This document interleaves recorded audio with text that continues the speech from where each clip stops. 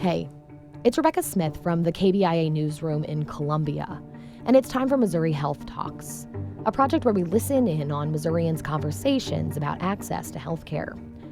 This week we hear from Debbie Morris.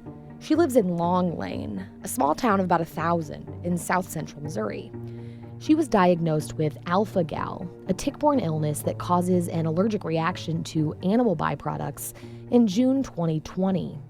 She spoke about how the disease has impacted her life, including in some unexpected ways. Here's Debbie. I got into a nest of ticks in April of 2020, and by May, I was pretty ill and had the bullseye rashes and different things that come from being bitten by 15 ticks. And shortly after my treatment for Lyme and Rocky Mountain spotted fever, I noticed that I was having these strange allergic reactions where I would get very congested, I would cough, stomach was upset, shaky, your blood pressure's up and down, you're hot, you're cold. So I talked to my doctor and I said, I think you better test me for alpha-gal. So you start out feeling ill, your stomach's not quite right. You will flush, like my face will get red, my ears will get red. I'll get swollen under my eyes. I'll get very shaky. You've heard the expression, the feeling of impending doom, but you don't really get it until you're having this reaction. And all of a sudden you feel like it's the end of the world. This is it. You're done for. There is that doom and you can't explain it. And you try to rationalize with yourself that this is just a bizarre feeling. It's not real, but it feels pretty darn real at the time.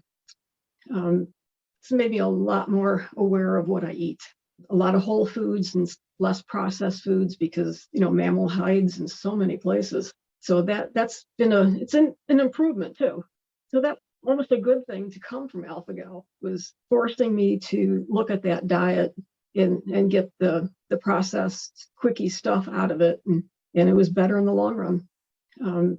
With computers, there's so much information people can get that by the time, I would end up at the doctor's office, I would come in with all my reports and everything, and I would have my little sticky notes sticking out and flip through my reports saying, okay, now what about this and what about this? And she was very good. She just, answered everything very calmly and took her time and explained everything. So, but there's a lot of information out there online that I guess for public education, if somebody says that they have a food allergy to mammal, don't think we're just trying to be difficult or avoid your barbecue.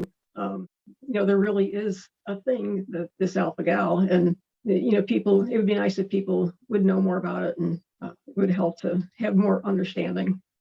I'd like it to be a little more known so that when you go into a restaurant and you want to talk to the manager or the chef about it, that maybe they've heard of it now before. Just a little more public education, just so that people can understand you a little bit, but also so that maybe people who don't know that they have this may make a connection and be able to help themselves. That was Debbie Morris in Long Lane, Missouri, speaking about her experiences with the tick-borne illness, alpha-gal. That's it for this week's Missouri Health Talks, which was reported and produced by Rachel Schnelly. Tune in next week for more conversations from throughout the state about health and access. I'm Rebecca Smith. Thanks for listening.